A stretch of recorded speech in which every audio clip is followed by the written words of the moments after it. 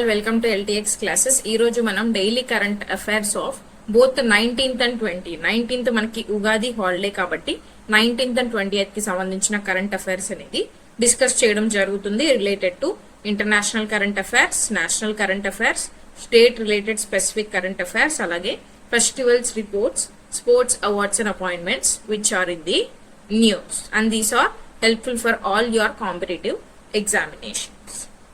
First topic కనుక మనం చూస్తే 19th రోజు మనం ఉగాది సెలబ్రేట్ చేసుకోవడం జరిగింది. అండ్ ఈ యొక్క ఉగాది ఫెస్టివల్ ని మనం డిఫరెంట్ స్టేట్స్ లో డిఫరెంట్ నేమ్స్ తో పిలుచుకోవడం జరుగుతుంది. సో ఈ యొక్క నేమ్స్ అనేది కూడా మనకి తెలియాలి కాబట్టి ఉగాది అనే నేమ్ తో మనం ఏ స్టేట్స్ లో సెలబ్రేట్ చేసుకుంటాం? ఆంధ్రప్రదేశ్, తెలంగాణ అండ్ కర్ణాటక రీజియన్స్ లో ఉగాది అని పిలవడం జరుగుతుంది, which marks the Telugu and Kannada వాళ్ళకి న్యూ ఇయర్ అని చెప్పుకుంటాం. అండ్ మహారాష్ట్రలో మనం గుడి పడ్వా అని పిలవడం జరుగుతుంది. ఫ్లాగ్ అనేది ఇంట్లో హాయిస్ట్ చేసుకోవడం జరుగుతుంది by the Maharashtra people. And next వచ్చేసి చెట్టి చంద్ అనమాట. చెట్టి చంద్ అని ఎక్కడ పిలుస్తామో సింధీ కమ్యూనిటీ వాళ్ళు పిలవడం జరుగుతుంది. బర్త్ యానివర్సరీ ఆఫ్ జూలేలాల్ ని వీళ్ళు ఈ యొక్క ఫెస్టివల్ గా సెలబ్రేట్ చేసుకోవడం జరుగుతుంది. అండ్ నవ్రే అని ఏ స్టేట్ లో పిలుస్తాము? జమ్మూ అండ్ కాశ్మీర్ లో పిలవడం జరుగుతుంది, విచ్ మీన్స్ కాశ్మీరీస్ యొక్క న్యూ ఇయర్ ని నవ్రే అని పిలవడం జరుగుతుంది. అండ్ మణిపూర్ లో చైరోబా ఫెస్టివల్, సజీబు చైరోబా ఫెస్టివల్ అని సెలబ్రేట్ చేసుకుంటాము. మైటీస్ అంటే మనకి ట్రైబల్ కమ్యూనిటీస్ అనమాట. రీసెంట్ గా న్యూస్ లో మైటీస్ అండ్ కూకీస్ మధ్య చాలా వైలెన్స్ అనేది డిస్టర్బ్ అవ్వడం జరిగింది. వీటి మధ్య వైలెన్స్ వల్ల నేషన్ వైడ్ కొన్ని డిస్టర్బెన్సెస్ అనేది రావడం జరిగింది. అండ్ ఈ యొక్క మైటీస్ జరుపుకునేటువంటి ట్రెడిషనల్ న్యూ ఇయర్ ఈ యొక్క సజీబు చైరోబా. ఎక్కడ సెలబ్రేట్ చేసుకుంటాం? మణిపూర్ స్టేట్. నెక్స్ట్ చైత్ర శుక్లాది. చైత్ర శుక్లాది అంటే ఏంటి? చైత్ర మాసం అంటాం తెలుగులో. ఈ చైత్ర మాసం స్టార్టింగ్ మనకి చైత్ర శుక్లాది అని పిలుస్తాం according to Looney solar calendar of Hindu Looney solar calendar. మరి దీన్ని ఎలా కన్సిడర్ చేస్తాము? హిందూ న్యూ ఇయర్ గా కన్సిడర్ చేయడం జరుగుతుంది. అండ్ మనం January 1st సెలబ్రేట్ చేసుకునేటువంటి న్యూ ఇయర్ ని ఇంగ్లీష్ న్యూ ఇయర్ గా సెలబ్రేట్ చేయడం జరుగుతుంది. అందుకే కొత్త తెలుగు సంవత్సరం అని కూడా మనం పిలవడం జరుగుతుంది ఈ యొక్క ఉగాది ఫెస్టివల్, రైట్? మరి దీని యొక్క సిగ్నిఫికెన్స్ ఏంటి? మన ఇండియాలో ఉన్నటువంటి different diversity, cultural diversity and unity గురించి చెప్పడం జరుగుతుంది. ఈవెన్ దో డిఫరెంట్ నేమ్స్ తో పిలుచుకున్నప్పటికీ, అలాగే డిఫరెంట్ రీజన్స్ తో సెలబ్రేట్ చేసుకుంటున్నప్పటికీ కూడా మన యొక్క యూనిటీ అనేది ఇక్కడ తెలియజేస్తుంది అనమాట. ఉగాది అనేది దేనికి మనకి చెప్పడం జరుగుతుంది లేదా దేన్ని రిఫ్లెక్ట్ చేస్తుంది అంటే new beginnings or new year ని రిఫ్లెక్ట్ చేస్తుంది. హార్వెస్ట్ సీజన్ ని కొన్ని స్టేట్స్ లో రిఫ్లెక్ట్ చేస్తుంది. స్పిరిచువల్ రెన్యువల్ గా కొన్ని స్టేట్స్ లో రిఫ్లెక్ట్ చేయడం జరుగుతుంది, right? This is the important topic of 19th March. Next president's visit to Uttar Pradesh. President Uttar Pradesh కి విజిట్ చేయడం జరుగుతుంది on March 19th to 21st. Uttar Pradesh tour అనేది వెళ్ళడం జరుగుతుంది by our president Droupadi Murmu. మరి ఎందుకు? శ్రీరామ్ జన్మభూమి మందిర్ ఏదైతే ఉందో అయోధ్యలో ఆ యొక్క టెంపుల్ ని విజిట్ చేయడం జరుగుతుంది. అక్కడ దర్శన్ అండ్ ఆర్తికి అటెండ్ అవ్వడం జరుగుతుంది. అలాగే శ్రీరామ్ యంత్ర స్థాపనలో పార్టిసిపేట్ చేయడం కూడా జరుగుతుంది. అండ్ March 20న ఏం చేస్తారు? బృందావన్ ని విజిట్ చేయడం జరుగుతుంది. అండ్ బృందావన్ లో మనకి నందకిషోర్ సోమాని ఒంకాలజీ బ్లాక్ అనేది స్టార్ట్ చేయడం జరుగుతుంది అనమాట. మరి దేనిలో భాగంగా ఇది? రామకృష్ణ మిషన్ సేవాశ్రమంలో భాగంగా ఈ యొక్క ఇనాగరేషన్ అనేది ద్రౌపది ముర్ము గారు యూపీలో చేయడం జరుగుతుంది, రైట్? అండ్ March 21st ఏం చేస్తారు? గోవర్ధన్ కి వెళ్ళడం జరుగుతుంది. ఈ గోవర్ధన్ అనే ప్లేస్ లో గోవర్ధన్ పరాక్రమాలో పార్టిసిపేట్ చేయడం జరుగుతుంది. అలాగే ఆ తర్వాత ఢిల్లీకి రిటర్న్ అవ్వడం జరుగుతుంది. ఇది visit of 19th to 21st March president Droupadi Murmu to Uttar Pradesh, right? ఏమి ఇనాగరేట్ చేస్తున్నారు, అలాగే దేనిలో పార్టిసిపేట్ చేస్తున్నారు అనేది ఎగ్జామ్ పాయింట్ ఆఫ్ వ్యూలో చూసుకోవాలి. మరి యొక్క సిగ్నిఫికెన్స్ ఏంటి? Religious, cultural and health care initiatives అన్ని కూడా ఇక్కడ పార్టిసిపేట్ చేయడం జరుగుతుంది. అలాగే అయోధ్య అండ్ బృందావన్ ని స్పిరిచువల్ సెంటర్స్ గా ప్రమోట్ చేయడం జరుగుతుంది. And public health infrastructure, oncology block అనేది మనకి ఇనాగరేట్ చేస్తున్నారు అని చెప్పుకున్నాం కదా. సో దీనికి బేస్ చేసుకుని మనం పబ్లిక్ హెల్త్ ఇన్ఫ్రాస్ట్రక్చర్ మీద కూడా ఫోకస్ చేయడం జరిగింది అని చెప్పొచ్చు. Next topic Risa timeless tribal brand అనేది లాంచ్ చేయడం జరిగింది అనమాట. మరి ఎవరు లాంచ్ చేశారు ఈ యొక్క రీసా టైమ్లెస్ ట్రైబల్ అనే బ్రాండ్ ని? జ్యువల్ ఓరం లాంచ్ చేయడం జరిగింది. మరి ఏంటి ఆ బ్రాండ్? రీసా టైమ్లెస్ ట్రైబల్ అనేటువంటి బ్రాండ్. మరి ఎక్కడ లాంచ్ చేశారు? సుందర్ నర్సరీలో లాంచ్ చేయడం జరిగింది. మరి ఈ రీసా బ్రాండ్ అంటే ఏంటి? రీసా అనేది ట్రైబల్ కి సంబంధించిన ట్రైబల్ కమ్యూనిటీస్ ప్రొడ్యూస్ చేసేటువంటి టెక్స్టైల్స్, హ్యాండ్లూమ్స్ అండ్ హ్యాండీక్రాఫ్ట్స్ ఏదైతే ఉంటాయో వీటిని ప్రమోట్ చేయడానికి వచ్చిందే ఈ యొక్క రీసా బ్రాండ్. మరి దేని గురించి చెప్తుంది ఈ రీసా బ్రాండ్ అనేది? ట్రైబల్స్ యూస్ చేసేటువంటి ఫ్యాబ్రిక్స్ కావచ్చు, వాళ్ళు నేసేటువంటి ఎంబ్రాయిడరీ కావచ్చు, అండ్ ట్రెడిషనల్ వాళ్ళు ఫాలో అయ్యేటువంటి ట్రెడిషనల్ అవుట్ఫిట్ లేదా అపెరల్ అంటాం, దాని గురించి చెప్పడం జరుగుతుంది ఈ యొక్క రీసా బ్రాండ్, రైట్? మరి దీని యొక్క ఆబ్జెక్టివ్ ఏంటి? దీన్ని ఎందుకు లాంచ్ చేయడం జరిగింది? Tribal weaving and craft traditions ని మనం ప్రిజర్వ్ చేసుకోవడానికి, అంటే కాపాడుకొని నెక్స్ట్ జనరేషన్స్ కి దీన్ని పాస్ చేయడానికి, అండ్ అలాగే ట్రైబల్ ఆర్టిజన్స్ ని ప్రమోట్ చేయడానికి, వాళ్ళకు ఒక లైవ్లీహుడ్ అనేది ఏర్పాటు చేయడానికి, అండ్ దెన్ ఇండిజినస్ క్రాఫ్ట్మెన్షిప్ అనే దాన్ని ప్రమోట్ చేయడానికి ఈ ఇనిషియేటివ్ ని తీసుకురావడం జరిగింది. మరి దీనివల్ల ఏం జరుగుతుంది? ట్రైబల్ కమ్యూనిటీస్ అనేవి మనకి యూనిక్ గా ఉంటాయి కాబట్టి ప్రీమియం అండ్ గ్లోబల్ కన్స్యూమర్స్ ఎవరైతే ఉన్నారో వాళ్ళని అట్రాక్ట్ చేయడం జరుగుతుంది టు అవర్ కంట్రీ. అండ్ దీని యొక్క సిగ్నిఫికెన్స్ ఏంటి? ట్రైబల్ ఎకానమీ అండ్ లైవ్లీహుడ్స్ ని బూస్ట్ చేస్తుంది, అలాగే వాళ్ళ యొక్క లైఫ్ ఏదైతే ఉందో ఆ లైఫ్ కండిషన్స్ ని ఇంప్రూవ్ చేయడం జరుగుతుంది, రైట్? అండ్ కల్చరల్ హెరిటేజ్ అనేది ప్రిజర్వ్ చేయడం జరుగుతుంది, అండ్ మార్కెట్ విజిబిలిటీ అనేది పెరుగుతుంది for the tribal products. Okay,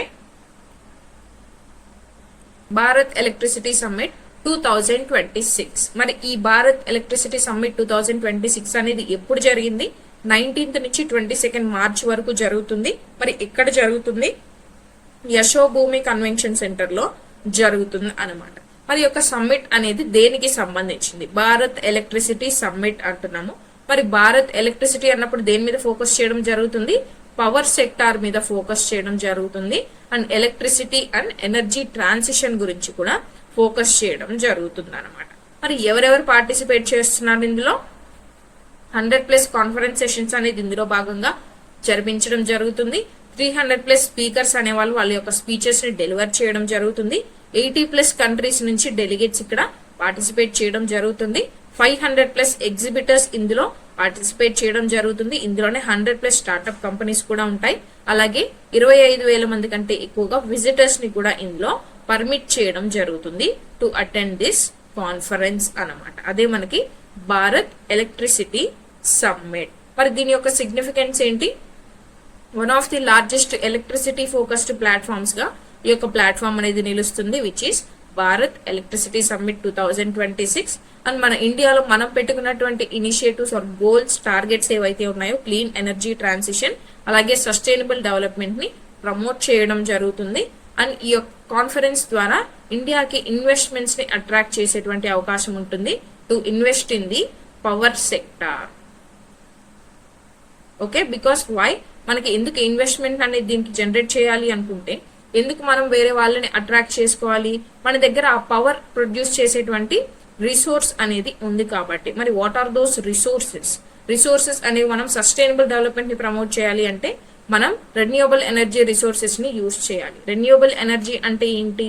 solar energy, wind energy, hydro energy, geothermal energy, ఇవన్నీ కూడా మనకి రెన్యూవబుల్ ఎనర్జీ నుంచి వచ్చేటువంటి సోర్సెస్. వీటి నుంచి మనం ఎలక్ట్రిసిటీ ప్రొడక్షన్ అనేది చేస్తాం కాబట్టి వీటిని మనం ప్రమోట్ చేయాలి అంటే కొంత అడ్వాన్స్డ్ టెక్నాలజీ అనేది కావాలి. ఆ అడ్వాన్స్డ్ టెక్నాలజీలో ఇన్వెస్ట్ చేయడానికి మనకి ఫారెన్ కంట్రీస్ అనే వాళ్ళు కావాలి కాబట్టి ఈ యొక్క సమ్మిట్ ఆర్ కాన్ఫరెన్స్ అనేది హెల్ప్ చేస్తుంది ఆ యొక్క ఇన్వెస్ట్మెంట్ ని అట్రాక్ట్ చేయడానికి మన ఇండియా వైపు అని చెప్పొచ్చు అనమాట.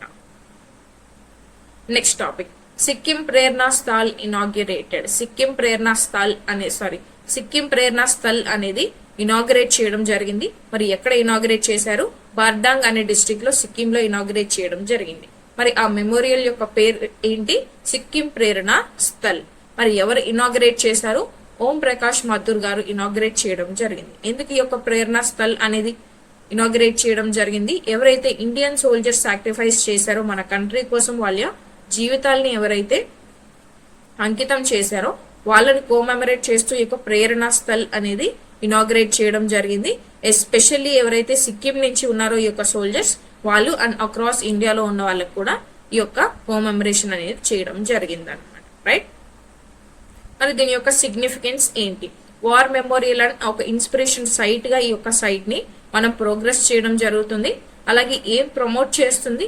పాట్రియోటిజం, మన కంట్రీ మీద ఎవరికి దేశభక్తి అనేది ఎలా ఉండాలి, దేశం కోసం ఎంతవరకు పాటు పడాలి అనే దాని గురించి ప్రమోట్ చేయడం జరుగుతుంది. అలాగే ఆర్మ్డ్ ఫోర్సెస్ యొక్క కాంట్రిబ్యూషన్స్ అనేవి ఎలా ఉన్నాయి అనేది తెలియజేస్తుంది అన్నమాట. ఓకే, మరి ఎవరు అప్రిషియేట్ చేయడం జరిగింది? Role of Indian army and contributions of all Indian army soldiers ని కూడా ఇక్కడ అప్రిషియేట్ చేయడం జరుగుతుంది అనమాట. అండ్ ఈ యొక్క సైట్ అనేది బ్రేవరీ అండ్ సాక్రిఫైస్ కి ఒక ట్రిబ్యూట్ గా కూడా నిలవడం జరుగుతుంది. అది దీని యొక్క సిగ్నిఫికెన్స్. మరి దేనికి హెల్ప్ చేస్తుంది? నేషనల్ యూనిటీని పెంపొందించడానికి, ఆర్మ్డ్ ఫోర్సెస్ మీద రెస్పెక్ట్ అనేది తీసుకురావడానికి, యూత్ ని ఇందులో జాయిన్ అవడానికి, ఇన్స్పైర్ చేయడానికి హెల్ప్ చేయడం జరుగుతుంది అనమాట. Right, next topic, crude oil tanker jug lord కి అరైవ్స్ ఇన్ ఇండియా. మనకు ఆల్రెడీ 2 ట్యాంకర్స్ అనేవి ఇండియాకి రావడం జరిగింది. ఇది వెస్ట్ ఏషియా కాన్ఫ్లిక్ట్ టెన్షన్స్ లో కూడా మనకి 2 ట్యాంకర్స్ ని మన ఇండియన్ గవర్నమెంట్ తీసుకురావడం జరిగింది విత్ క్రూడ్ ఆయిల్, ఎల్పిజి వాటిలో నుంచి మనకి ఇండియాకి రీచ్ అవ్వడం జరిగింది అనమాట.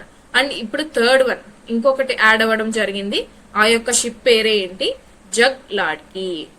ఓకే, ఇది ఒక క్రూడ్ ఆయిల్ ట్యాంకర్ ఇండియాకి రావడం జరిగింది. మరి ఏ పోర్ట్ కి రావడం జరిగింది? మన ముంద్రా పోర్ట్ కి రావడం జరిగింది అనమాట. మరి డీటెయిల్స్ కనుక మనం చూసుకుంటే 80,886 metric tons of crude oil ని తీసుకురావడం జరిగింది. ఎక్కడి నుంచి తీసుకొచ్చింది? యుఏఈ నుంచి తీసుకురావడం జరిగింది. మరి యుఏఈలో ఏ పోర్ట్? ఉజైరా పోర్ట్. ఈ పోర్ట్ నుంచి మన ఇండియాలోని ముంద్రా పోర్ట్ కి రావడం జరిగింది. ఓకే, 3 నేమ్స్ అనేవి గుర్తుపెట్టుకోండి. ఫస్ట్ వన్ వచ్చేసి శివాలిక్ అనమాట, నెక్స్ట్ వన్ వచ్చేసి నందాదేవి, అండ్ ఇప్పుడు థర్డ్ వన్ వచ్చేసి మనకి జగ్ లార్డ్ కి. ఈ 3 నేమ్స్ అనేవి very very important. Because exam లో మీకు ఇంకొక ఆప్షన్ అనేది ఇచ్చేసి ఐఎన్ఎస్ విక్రమ్ అనేది ఇచ్చేస్తాడు. విక్రమ్ అని ఇచ్చేసి చూస్తే ఆడ్ వన్ అవుట్ అని అడిగే ఛాన్సెస్ ఉంటాయి. కాబట్టి ఈ నేమ్స్ అనేవి గుర్తు పెట్టుకోండి. రైట్, మరి స్ట్రాటజిక్ ఇంపార్టెన్స్ కనుక మనం చూసుకుంటే క్రూడ్ ఆయిల్ సప్లై అనేది ఇండియాలో డిస్ట్రప్షన్స్ అనేవి రాకుండా హెల్ప్ చేస్తుంది. ఇండియా యుఏఈ మధ్య ఫారిన్ రిలేషన్స్ అనేవి ప్రమోట్ చేయడం జరుగుతుంది. మారిటైమ్ ట్రేడ్ రూట్స్ అనేవి హైలైట్ అవ్వడం జరుగుతుంది. అలాగే పోర్ట్ ఇన్ఫ్రాస్ట్రక్చర్ అనేది డెవలప్ అవ్వడం జరుగుతుంది with this initiative. Right, next topic JPC అంటే joint parliamentary committee on one nation one election. దీని యొక్క టెన్యూర్ అనేది ఎక్స్టెండ్ చేయడం జరిగింది. అందుకే ఇది న్యూస్ లో ఉంది. మరి ఎక్కడ డిసైడ్ చేయడం జరిగింది? లోక్ సభలో మనకి ఇంట్రడ్యూస్ చేయడం జరిగింది. అండ్ ఈ డెసిషన్ అనేది ఏంటి? Tenure of joint parliamentary committee అనేది ఎక్స్టెండ్ చేయడం జరిగింది అనమాట. ఎప్పటి వరకు ఎక్స్టెండ్ చేశారు? 2026 లో జరగబోయేటువంటి మాన్సూన్ సెషన్స్ వరకు కూడా ఎక్స్టెండ్ చేయడం జరిగింది. Under which one nation one election bills లో భాగంగా. మరి మాన్సూన్ సెషన్ అనేది ఎప్పుడు జరుగుతుంది? జనరల్ గా మనకి పార్లమెంటరీ సెషన్స్ కనుక చూసుకుంటే ఎనీ టైమ్స్ జరుగుతాయండి ఒక ఇయర్ లో? ఇఫ్ ఇన్ ఏ ఇయర్ మనకి 3 times అనేది జరగడం చూస్తాం అనమాట. ఎందుకు 3 times జరుగుతాయి? బికాస్ మన కాన్స్టిట్యూషన్ లో ఇన్ని టైమ్స్ మరి పార్లమెంటరీ సెషన్స్ జరగాలని మెన్షన్ చేసిందా అంటే మెన్షన్ చేయలేదు.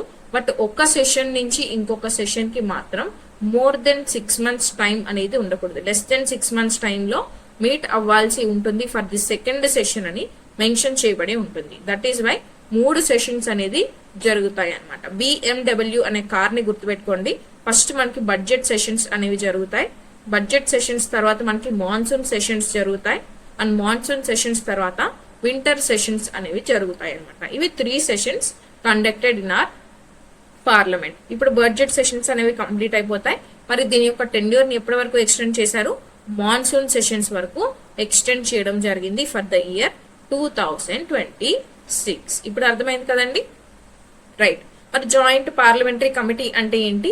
బోత్ లోక్సభ అండ్ రాజ్యసభ నుంచి ఇంక్లూడ్ అయినటువంటి మెంబర్స్ ఈ జాయింట్ పార్లమెంటరీ కమిటీలో ఉంటారు. మరి ఏం చేస్తుంది ఈ యొక్క జాయింట్ పార్లమెంటరీ కమిటీ అని గనక మనం చూస్తే ఇంపార్టెంట్ బిల్స్ అనేవి ఏవైతే ఉంటాయో వాటిని ఎగ్జామిన్ చేయడం జరుగుతుంది.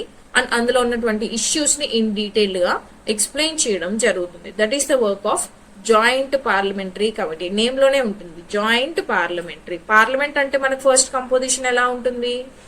This is completely related to GS2 topic అనమాట, మీకు పాలిటీలో వస్తుంది. పార్లమెంట్ అంటే మనకి Lok Sabha, Rajya Sabha and president, right?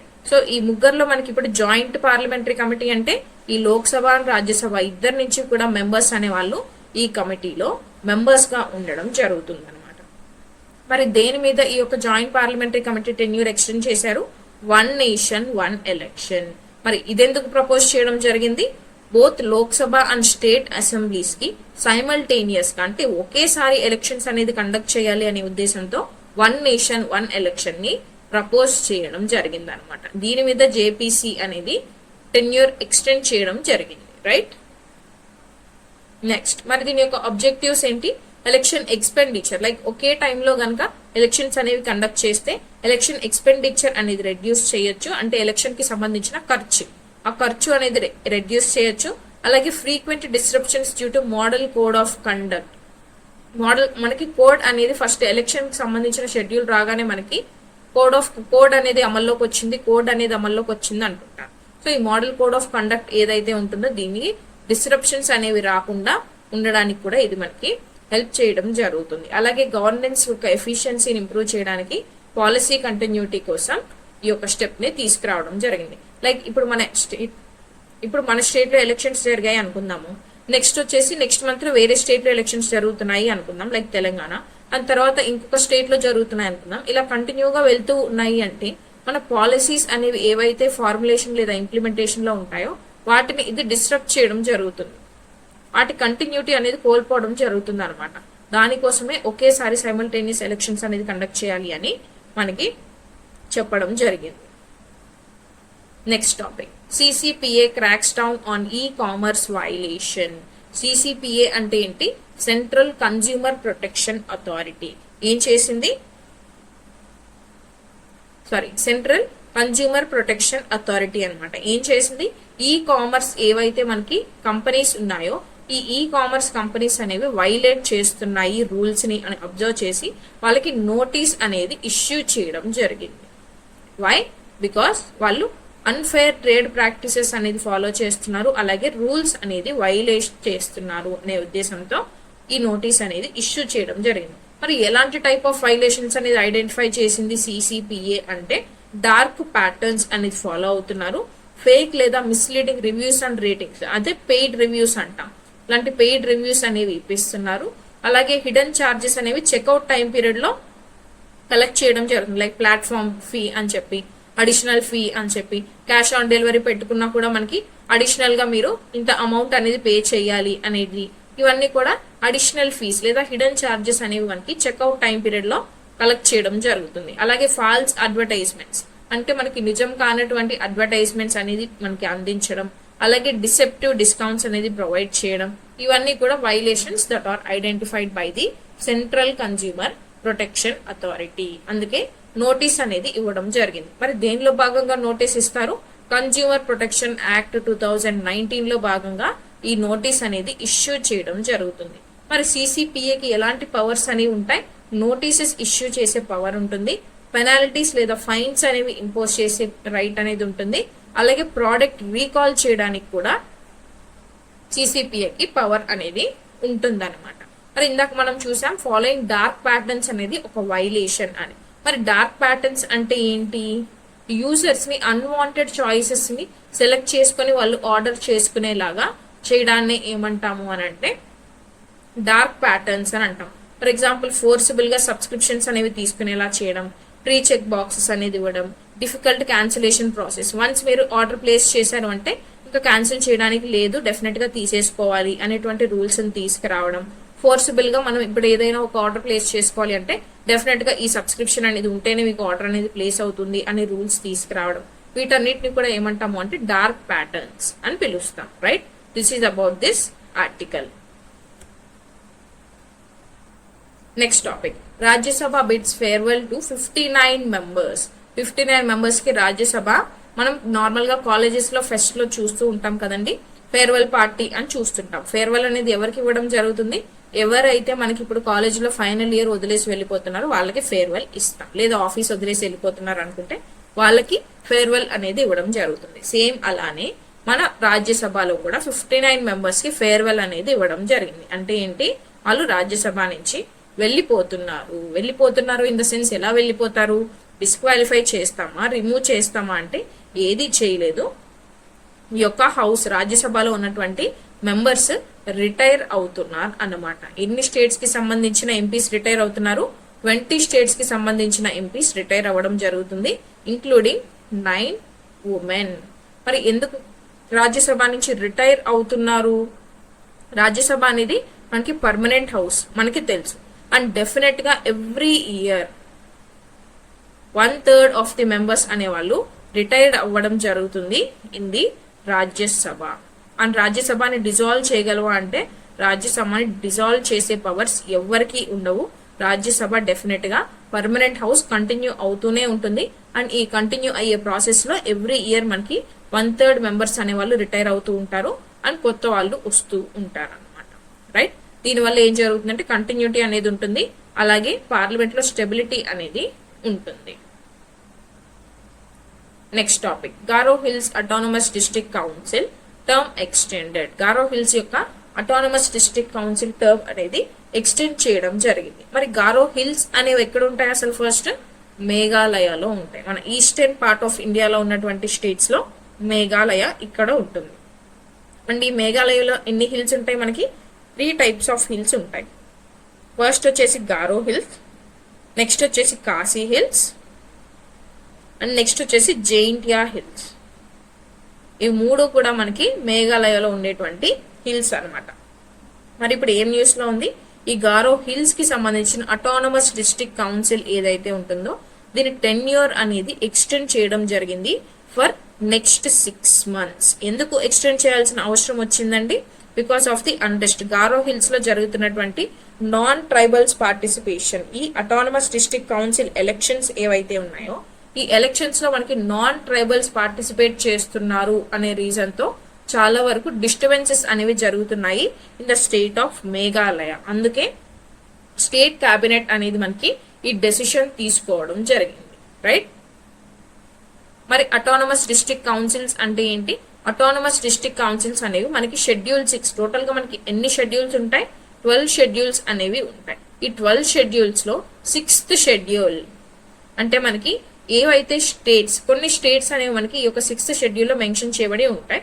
ఈ స్టేట్స్ లో ఏవైతే మెన్షన్ చేయబడి ఉంటాయో వాటిలో మనకి పవర్ అనేది లేదా రూలింగ్ అనేది ఎవరికి ఇస్తారు అంటే అటానమస్ గవర్నెన్స్ అనేది ట్రైబల్ ఏరియాస్ కి ఉంటుంది అనమాట. అండ్ ఈ ట్రైబల్ ఏరియాస్ లో రూలింగ్ అనేది ఈ అటానమస్ డిస్ట్రిక్ట్ కౌన్సిల్స్ కి ఎక్కువగా ఉంటుంది. అండ్ వీళ్ళకి ఏ పవర్స్ ఉంటాయి? అడ్మినిస్ట్రేషన్ కి సంబంధించి powers, land and forest management కి సంబంధించిన పవర్స్, అలాగే లోకల్ లాస్ కి సంబంధించిన పవర్స్ అన్ని కూడా వీళ్ళ చేతిలోనే ఉంటాయి అన్నమాట. దట్ ఈస్ వై ఈ యొక్క టెన్యూర్ ని నెక్స్ట్ 6 months వరకు ఎక్స్టెండ్ చేయడం జరిగింది. బికాస్ ఎలక్షన్స్ అనేవి కొంచెం డిస్టర్బింగ్ గా ఉన్నాయి కాబట్టి. రైట్, మరి ఇవి దేన్ని ప్రొటెక్ట్ చేస్తుంది? ట్రైబల్ ఐడెంటిటీ అండ్ రైట్స్ ని ప్రొటెక్ట్ చేస్తుంది, అలాగే ట్రైబల్ గవర్నెన్స్ అండ్ ఇంక్లూజన్ ని హైలైట్ చేస్తుంది. అండ్ ఎలక్షన్స్ అనేవి కండక్ట్ చేయక ముందే స్టెబిలిటీ ఉండాలి. అండ్ ఎలక్షన్స్ కండక్ట్ చేసిన తర్వాత పవర్ అనేది నాన్ ట్రైబల్స్ కి వచ్చింది లేదా రూలింగ్ అనేది వేరే వాళ్ళ చేతికి వెళ్ళింది అని ఎలక్షన్స్ ని వాయిడ్ గా డిక్లేర్ చేసి మళ్ళీ రీ ఎలక్షన్ అనేటువంటి సిచ్యువేషన్ రాకుండా ఉండడానికి ఈ యొక్క స్టెప్ అనేది తీసుకోవడం జరిగింది by the state cabinet of Meghalaya. Right, next topic, Lok Sabha approves railway demand for grants. Lok Sabha అనేది రైల్వేస్ కి డిమాండ్ ఫర్ గ్రాంట్స్ ని అప్రూవ్ చేయడం జరిగింది అనమాట. అందుకే ఇది న్యూస్ లో ఉంది. మరి ఎక్కడ ఉంటుంది ఈ యొక్క డిమాండ్ ఫర్ గ్రాంట్స్ అనేది? Annual financial statement, which means article 112 లో ఈ యొక్క యాన్యువల్ ఫైనాన్షియల్ స్టేట్మెంట్ ఉంటుంది. దీన్నే మనం బడ్జెట్ అని పిలుస్తాం. మరి బడ్జెట్ కాన్స్టిట్యూషన్ లో ఉందా? కాన్స్టిట్యూషన్ లో మెన్షన్ చేయలేదు. కాన్స్టిట్యూషన్ లో ఓన్లీ యాన్యువల్ ఫైనాన్షియల్ స్టేట్మెంట్ అని మాత్రమే ఉంటుంది. మరి ఏం చెప్తుంది యాన్యువల్ ఫైనాన్షియల్ స్టేట్మెంట్? ఏదైతే ఖర్చు ఎక్స్పెండిచర్ అనేది మినిస్ట్రీస్ కి కావాలో దాన్ని యూనియన్ బడ్జెట్ లో భాగంగా ప్రెజెంట్ చేయడం జరుగుతుంది. అండ్ దీన్ని లోక్సభలో ఓటింగ్ అనేది చేయడం జరుగుతుంది అనమాట. మరి డిమాండ్ ఫర్ గ్రాంట్స్ అంటే ఏంటి? ఈచ్ మినిస్ట్రీ, ఏదైతే మినిస్ట్రీ అనేది లైక్ రైల్వేస్ కానీ, హెల్త్ కానీ, హోమ్ అఫైర్స్ కానీ, డిఫరెంట్ డిఫరెంట్ మినిస్ట్రీస్ మనకి ఉన్నాయి కదా, ఆ యొక్క మినిస్ట్రీస్ అనేది వాటి డిమాండ్ ఫర్ గ్రాంట్స్ అనే వాటిని సబ్మిట్ చేయడం జరుగుతుంది. దీన్ని లోక్సభలో డిస్కస్ చేసి ఓట్ చేయడం జరుగుతుంది అనమాట. అది దీనికి అప్రూవల్ అనేది పొందిన తర్వాత వీటిని అప్రోప్రియేషన్ బిల్లో మనం పెట్టినప్పుడు అగైన్ అప్రోప్రియేషన్ బిల్లో మనకు ఒక ప్రాసెస్ ఉంటుంది. ఈ ప్రాసెస్ అనేది ఫుల్ఫిల్ అయిన తర్వాత మనకి దాన్ని పాస్ చేయడం జరుగుతుంది. అప్పుడు వాళ్ళు అడిగినటువంటి డిమాండ్ ఫర్ గ్రాంట్స్ ఏదైతే ఉన్నాయో ఇవి ఆ యొక్క మినిస్ట్రీకి గ్రాంట్ చేయడం జరుగుతుంది అనమాట, అంటే అప్రూవ్ చేయడం జరిగింది. అలానే ఇప్పుడు మనకి రైల్వేస్ కి సంబంధించి railway minister Ashwini Vaishnaw present చేసినటువంటి ఈ డిమాండ్ ఫర్ గ్రాంట్స్ కి అప్రూవల్ అనేది లభించింది. ఎవరి ద్వారా లభించింది? లోక్సభ ద్వారా లభించడం జరిగింది అనమాట. ఓకే, మరి ఈ ఫండ్స్ ని దేనికి యూజ్ చేస్తున్నారు? రైల్వే ఇన్ఫ్రాస్ట్రక్చర్ ని డెవలప్ చేయడం కోసం, న్యూ రైల్వే లైన్స్ ని వేయడం కోసం, అలాగే మోడర్న్ టెక్నాలజీస్ ని రైల్వేస్ లో యూజ్ చేయడం కోసం, and then safety and passenger amenities కోసం ఈ యొక్క రైల్వేస్ కి సంబంధించిన డిమాండ్ ఫర్ గ్రాంట్స్ ఫండ్ ని అప్రూవ్ చేయడం జరిగింది by the Lok Sabha. Right, next topic, dual sex crab discovery in the western ghats. Western ghats region లో మనకి డ్యూయల్ సెక్స్ క్రాబ్ అనేది మనం డిస్కవర్ చేయడం జరిగింది. డ్యూయల్ సెక్స్ క్రాబ్ అంటే ఏంటి? Both male and female trades అనేవి ఈ యొక్క ఆర్గానిజం లో ఉంటే దాన్ని ఏమంటాము అంటే డ్యూయల్ సెక్స్ అని అంటాం. మరి క్రాబ్ అనే దానిలో మనకి ఈ ఒక్కటి దొరికింది కాబట్టి దాన్ని ఏమంటాము అంటే లైక్ ఈ ఫినామినాని ఏమంటాము అంటే both male and female trades ఉన్న దాన్ని జ్ఞాండ్రోమార్ఫీ అని పిలుస్తాం అనమాట. ఓకే, మరి ఇది ఎక్కడ లభించడం జరిగిందంటే ఎక్కడ డిస్కవర్ చేయడం జరిగింది ఈ యొక్క స్పీషీస్ ని అంటే సైలెంట్ వ్యాలీ నేషనల్ పార్క్ లో మనకి ఈ స్పీషీస్ ని మనం గుర్తించడం జరిగింది, which are located in the western ghats. Western ghats లో మనకి ఈ స్పీషీస్ అనేవి కనిపించడం జరిగింది అనమాట. ఓకే, అండ్ నెక్స్ట్ దీని యొక్క సిగ్నిఫికెన్స్ కనుక మనం చూస్తే ఈ రేర్ జెనెటిక్ ఫినామినన్ అనేది చూడొచ్చు. లైక్ మనం హ్యూమన్స్ లో అబ్జర్వ్ చేసాం అనుకోండి, హ్యూమన్స్ లో థర్డ్ జెండర్ అనేది మనకి ఎలా వస్తుంది? Due to some hormonal imbalances. ఏదైనా సరే హార్మోనల్ డిఫెక్ట్ అనేది ఉంది అని అంటే ఈ హార్మోనల్ డిఫెక్ట్ వల్ల మనకి ఈ యొక్క హ్యూమన్స్ లో కూడా థర్డ్ జెండర్ అనేది ఫామ్ అవ్వడం జరుగుతుంది అనమాట. సేమ్ అలానే మనకి ఇప్పుడు ఈ యొక్క క్రాబ్ లో కూడా డ్యూయల్ సెక్స్ క్రాబ్ అనేది కనిపించడం వల్ల something might be genetic issues ఏదో ఒకటి అయి ఉండొచ్చు. దానివల్ల both female and male traits అనేవి ఇందులో కనిపించడం జరుగుతుంది. Right, next topic, APFTC gets Pramaan certification. APFTC అంటే ఏంటండి? Andhra Pradesh forest development corporation. ఈ యొక్క ఆర్గనైజేషన్ కి ప్రమాణ్ సర్టిఫికేషన్ అనేది ఇవ్వడం జరిగిందనమాట. మరి ప్రమాణ్ సర్టిఫికేషన్ అంటే ఫస్ట్ టైం వచ్చిందా అంటే మన ఫస్ట్ టైం ఈ యొక్క ఆంధ్రప్రదేశ్ కి సంబంధించిన ఫారెస్ట్ డిపార్ట్మెంట్ కార్పొరేషన్ కి ఈ యొక్క అచీవ్మెంట్ అనేది రావడం జరిగింది అనమాట. మరి సర్టిఫికేషన్ అనేది ఎవరిస్తారు? Indian forest and wood certification scheme లో భాగంగా ఈ సర్టిఫికేట్ ని ఇవ్వడం జరుగుతుంది. మరి దేనికి ఇవ్వడం జరిగింది? యూకలిప్టస్ ప్లాంటేషన్స్ ఫారెస్ట్ ఏరియా కంటే బయట మనం పెంచినప్పుడు వాటికి ఈ యొక్క సర్టిఫికేషన్ అనేది ఇవ్వడం జరుగుతుంది. మరి దీనివల్ల ఏం జరుగుతుంది? గ్లోబల్ లెవెల్లో మార్కెట్ యాక్సెస్ అనేది వస్తుంది ఫర్ దిస్ ప్రోడక్ట్స్. అలాగే ఫారెస్ట్ ప్రోడక్ట్స్ కి హై వాల్యూ అనేది ఇంపోజ్ చేయొచ్చు because of this Praman certification. Okay, next topic, Gautam Yojana. Gautam యోజనని ఎవరు లాంచ్ చేశారు? ఛత్తీస్గఢ్ లో లాంచ్ చేయడం జరిగింది by the Chhattisgarh state chief minister Vishnu Deo Sai. Okay, మరి స్కీమ్ పేరేంటి? గౌతమ్ యోజన. మరి దేంటి ఈ యొక్క స్కీమ్ యొక్క ఆబ్జెక్టివ్స్ అని కనుక మనం చూస్తే ఫస్ట్ దీనిలో భాగంగా 1460 క్యాటిల్ షెల్టర్స్ అనేవి ఎస్టాబ్లిష్ చేయడం జరుగుతుంది. వాటిని ఏమని పిలుస్తాము? సురభి గౌతమ్ అని ఈ యొక్క క్యాటిల్ షెల్టర్స్ ని పిలవడం జరుగుతుంది. మరి దీని ఆబ్జెక్టివ్ కనుక మనం చూసుకుంటే స్ట్రే అండ్ అబాండన్డ్ క్యాటిల్ ఏదైతే ఉంటుందో వాటిని మనం రక్షించడం కోసం, అవి మనకి రోడ్ల మీదకి వచ్చి ట్రాన్స్పోర్ట్ కి ఆటంకాలు కలిగించకుండా రోడ్ యాక్సిడెంట్స్ నిర్మూలించడం కోసం, అలాగే ఆర్గానిక్ మాన్యూర్ ప్రొడ్యూస్ చేయడానికి మనకి ఈ యొక్క క్యాటిల్ నుంచి ఈ ఆర్గానిక్ మాన్యూర్ ని ప్రొడ్యూస్ చేయొచ్చు కాబట్టి అది కూడా ప్రమోట్ చేయడానికి ఈ స్కీమ్ అనేది ఛత్తీస్గఢ్ గవర్నమెంట్ లాంచ్ చేయడం జరిగింది. Okay, next topic Samriddh Gram phygital services initiative. మరి ఎక్కడ లాంచ్ చేస్తారు? Samriddh Gram phygital services initiative అనేది మనకి జ్యోతిరాదిత్య ఎం సింధియా గారు లాంచ్ చేయడం జరిగింది. ఎక్కడ లాంచ్ చేశారు? మధ్యప్రదేశ్ లో లాంచ్ చేయడం జరిగింది అనమాట. మరి దీని యొక్క ఇనిషియేటివ్ ఏంటి? ఈ యొక్క కంప్లీట్ ఏరియాలో సమృద్ధ్ గ్రామ్ ఫిజిటల్ సర్వీసెస్ అనేవి ప్రొవైడ్ చేయడానికి, which means physical plus digital services. అంటే మనం ఇన్ పర్సన్ వెళ్ళాము అనుకోండి, మనకి ఇన్ పర్సన్ గా యొక్క సర్వీసెస్ అనేది ప్రొవైడ్ చేయాలి. అలాగే డిజిటల్ గా కావాలి అనుకుంటే మనకి ఫర్ సపోజ్ ఆన్లైన్ లో సర్వీసెస్ కావాలి అనుకుంటే ఆన్లైన్ లో కూడా సర్వీసెస్ అనేది ప్రొవైడ్ చేయాలి. దాన్ని ఏమంటాము అంటే ఈ యొక్క ఫిజికల్ లో ఫీ అనేది కలిపి, అలాగే డిజిటల్ లో జిటల్ అనేది కలిపి ఫిజిటల్ సర్వీసెస్ అనేవి లాంచ్ చేయడం జరిగింది అనమాట. ఓకే, ఏ స్టేట్ లో లాంచ్ చేయడం జరిగింది? మధ్యప్రదేశ్ లో లాంచ్ చేయడం జరిగింది. రైట్, ఎక్కడ ఈ యొక్క సర్వీసెస్ అనేవి మనకి ప్రొవైడ్ చేయడం జరుగుతుంది? గవర్నమెంట్ సర్వీసెస్ అలాగే ప్రైవేట్ సర్వీసెస్ అన్ని కూడా ఒక ప్లేస్ లో ప్రొవైడ్ చేయడం జరుగుతుంది. అది ఈ యొక్క స్కీమ్ కి సంబంధించిన ఫీచర్స్. మరి ఎందుకు ఈ స్కీమ్ ని లాంచ్ చేయడం జరిగింది? డిజిటల్ లిటరసీని రూరల్ ఏరియాస్ లో ఇంప్రూవ్ చేయడానికి, అలాగే మోడర్న్ సర్వీసెస్ అనేవి రిమోట్ ఏరియాస్ లో కూడా అవైలబుల్ గా ఉండేలా చూడడానికి ఈ ఇనిషియేటివ్ ని లాంచ్ చేయడం జరిగింది. Next, India submits first national report on Nagoya protocol. Nagoya protocol కి సంబంధించి first national report India submit చేయడం జరిగింది అన్నమాట. మరి ఎవరికి సబ్మిట్ చేయడం జరిగింది? To the CBD. అంటే ఏ ఫ్రేమ్వర్క్ లో భాగంగా మనం ఈ రిపోర్ట్ అని అందించడం జరిగింది అని అంటే CBD, convention on biological diversity framework లో భాగంగా ఈ రిపోర్ట్ ని మనం అందించడం జరిగింది.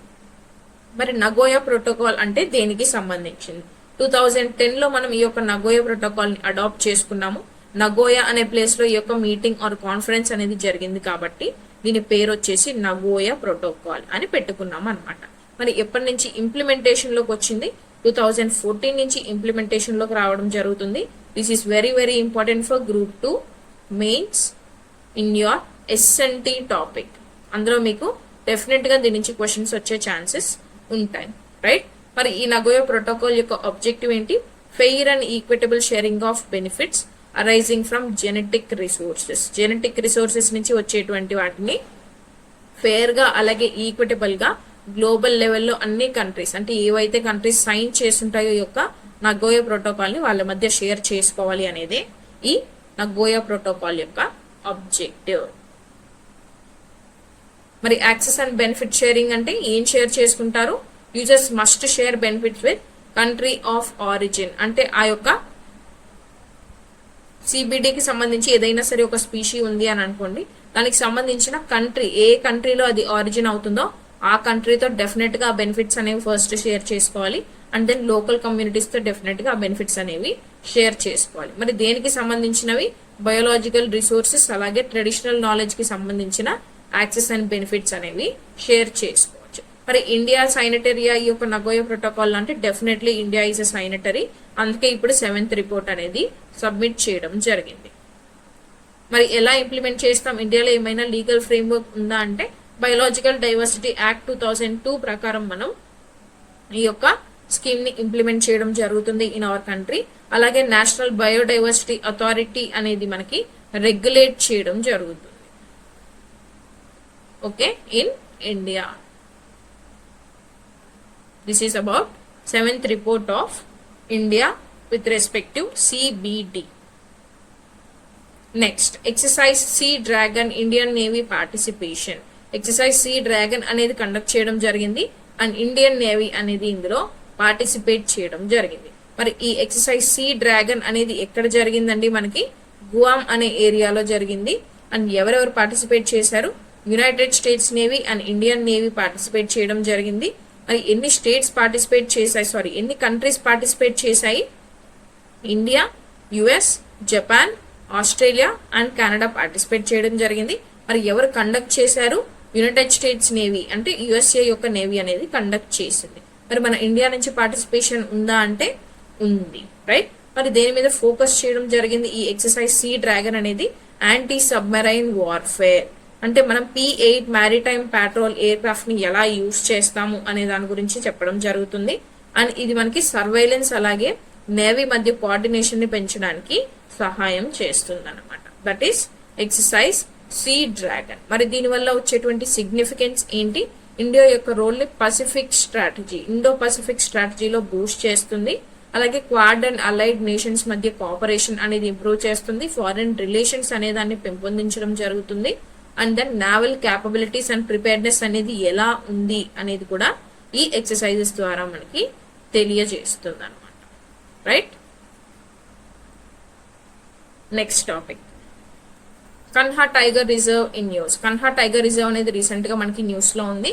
అండ్ ఎందుకు న్యూస్ లో ఉంది, అలాగే మరి ఇది ఎక్కడ లొకేట్ అయ్యింది, దీని యొక్క సిగ్నిఫికెన్స్ అంటే ఏంటి అనేది తెలియాలి. రీసెంట్ గా మనకి టైగర్స్ డెత్స్ గురించి మనం చూసాము.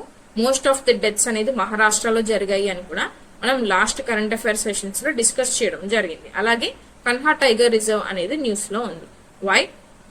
కన్హా టైగర్ రిజర్వ్ కి మనం కొన్ని టైగర్స్ ని పంపించడం జరిగింది, లైక్ ట్రాన్స్ఫర్ చేయడం జరిగింది. That is why it is in the news. మరి ఎక్కడ లొకేట్ అయి ఉంది Kanha tiger reserve? Satpura mountain ranges లో లొకేట్ అయి ఉంటుంది. ఒకసారి ఈ యొక్క ఇండియా మ్యాప్ జస్ట్ అజ్యూమ్ చేసుకోండి, this is an India map. And మనం ఇప్పుడు ఈ రీజియన్ లో కనుక చూస్తే మనకి వింధ్యన్ రేంజెస్ అనేవి ఫస్ట్ ఉంటాయి, అండ్ దెన్ సాత్పురా రేంజెస్ ఉంటాయి. అండ్ వీటిలోనే మనకి నర్మదా రివర్ అనేది ఫ్లో అవుతూ ఉంటుంది, which discharges into Arabian sea. అలాగే సాత్పురా రేంజెస్ దగ్గర మనకి తపతి రివర్ అనేది ఉంటుంది, ఇది కూడా మనకి అరేబియన్ సీలోకే డిశ్చార్జ్ అవ్వడం జరుగుతుంది. ఇప్పుడు ఈ యొక్క కన్హా టైగర్ రిజర్వ్ అనేది ఎక్కడ లొకేట్ అయి ఉంది? వింధ్యా పైన ఉంటుంది, సాత్పురా రేంజెస్ కింద ఉంటాయి. ఈ సాత్పురా రేంజెస్ లో మనకి ఈ కన్హా టైగర్ రిజర్వ్ అనేది లొకేట్ అయి ఉంటుంది అనమాట. ఓకే, మరి ఎప్పుడు నేషనల్ పార్క్ గా దీన్ని ఎస్టాబ్లిష్ చేయడం జరిగింది? 1955 లో నేషనల్ పార్క్ స్టేటస్ అనేది ఇవ్వడం జరిగింది. అండ్ టైగర్ రిజర్వ్ గా ఎప్పుడు దీన్ని డిక్లేర్ చేయడం జరిగింది? 1973. ఎప్పుడైతే మనం ప్రాజెక్ట్ టైగర్ ని లాంచ్ చేసుకున్నామో సేమ్ అదే ఇయర్ లో దీన్ని టైగర్ రిజర్వ్ గా డిక్లేర్ చేయడం జరిగింది అనమాట. Mandla and Balaghat districts near Satpura ranges లో మనకి ఈ కన్హా టైగర్ రిజర్వ్ అనేది లొకేట్ అయి ఉంటుంది. మరి ఏ ఏ స్పీషీస్ ని చూడొచ్చు మనం? టైగర్స్ ఉంటాయి, అలాగే royal Bengal tigers, that is royal Bengal tigers అనేవి ఉంటాయి. And then hard ground barasingha which means ఒక డీర్ స్పీషీస్ అనేది ఉంటుంది. అండ్ అలాగే ఫోనా గనక మనం చూసుకుంటే లెపర్డ్స్ అనేవి ఉంటాయి, స్లాత్ బేర్స్, వైల్డ్ డాగ్స్ అనేవి కూడా ఈ రీజియన్ లో మనం చూడవచ్చు. రైట్, మరి ఈ కన్హా టైగర్ రిజర్వ్ యొక్క సిగ్నిఫికెన్స్ ఏంటి? Best managed. మొత్తం ఇండియాలో కనుక మనం చూసుకుంటే బెస్ట్ లెవెల్లో మేనేజ్ చేసేటువంటి టైగర్ రిజర్వ్ వచ్చేసి ఈ యొక్క Kanha tiger reserve. Wild life conservation and eco tourism ని ప్రమోట్ చేస్తుంది. అలాగే రుద్యార్డ్ కిప్లింగ్స్ రాసినటువంటి ద జంగల్ బుక్ కి ఇన్స్పిరేషన్ కూడా ఈ యొక్క Kanha tiger reserve. Okay, next topic new fish species discovered. కొత్త ఫిష్ స్పీషీస్ అనేవి డిస్కవర్ చేయడం జరిగింది. దాని పేరే బ్యూటిస్ బార్గాబిమే అన్నమాట. ఎందుకు ఈ యొక్క నేమింగ్ అనేది ఇవ్వడం జరిగింది, మరి ఎక్కడ వీటిని మనం డిస్కవర్ చేయడం జరిగింది అనేది ఇప్పుడు చూద్దాం. ఇక్కడ కనుక చూస్తే మీరు ఇది ఒక ఫిష్ స్పీషీ అన్నమాట. ఇది దాని యొక్క మౌత్, కన్ఫ్యూజ్ అవ్వద్దు, మౌత్ ఓపెన్ చేసి ఉంది. ఓకే, ఆ స్పీషీ యొక్క నేమ్ ఏంటి? బ్యూటిస్ బార్గాబిమే అన్నమాట. మరి ఎక్కడ దీన్ని డిస్కవర్ చేయడం జరిగింది? Roop Narayan river which is a tributary of Hooghly river. Hooghly river యొక్క ట్రిబ్యూటరీ ఏదైతే ఉందో, రూప్ నారాయణ్ రివర్ యొక్క ట్రిబ్యూటరీ లో ఇది Roop Narayan river which is a tributary of Hooghly river. ఈ యొక్క రివర్ రీజియన్ లో వాటర్ లో మనం ఈ స్పీషీని డిస్కవర్ చేయడం జరిగింది అనమాట. మరి ఏ ఫ్యామిలీకి చెందింది? బ్యూటిస్ ఫ్యామిలీకి చెందింది. మరి ఎక్కడ ఇది నివసిస్తుంది అంటే fresh water or estuary ecosystem ఎక్కడైతే ఉంటుందో అక్కడ మాత్రమే ఇవి బ్రతికేటువంటి ఛాన్సెస్ ఉంటాయి. మరి ఎందుకు ఈ నేమింగ్ అనేది ఇచ్చాము అని అంటే ఆ రీజియన్ లో మనకి అంటే హుగ్లీ రివర్ ఉన్నటువంటి రీజియన్ లో మనకి ఒక దేవతని ఆరాధించడం జరుగుతుంది. ఆమె పేరే మనకి బర్గా భీమా అన్నమాట. ఈ నేమ్ ని రిప్రజెంట్ చేస్తూ మనం ఈ స్పీషీస్ కి బ్యూటిస్ బర్గాబిమే అనేటువంటి నేమ్ కూడా ఇవ్వడం జరిగింది. మరి దీని యొక్క సిగ్నిఫికెన్స్ ఏంటి? రిచ్ అక్వాటిక్ బయోడైవర్సిటీ అనేది మనకి ఈస్టర్న్ పార్ట్ ఆఫ్ ఇండియాలో అని మనం ఉంది అని మనం చెప్పొచ్చు. అలాగే river ecosystems and conservation efforts అనేవి ఈ రీజియన్ లో బాగా సపోర్ట్ చేస్తున్నాయి అని మనం చెప్పొచ్చు. అలాగే ఫానా డైవర్సిటీ రికార్డ్స్ అనేవి ఈ యొక్క స్పీషీ నేమ్ అనేది యాడ్ చేయడం జరిగింది. ఫ్లోరా అంటే ప్లాంట్ స్పీషీస్ అండి, ఫోనా అంటే whatever it is animal species. Confuse అవ్వద్దు, flora means plant species, fauna అంటే animal species. Okay, next topic progerinin. Progerinin అనేది ఒక న్యూ డ్రగ్ అనమాట. దేనికోసం ఈ ప్రోజెరినిన్ ని డిస్కవర్ చేయడం జరిగింది?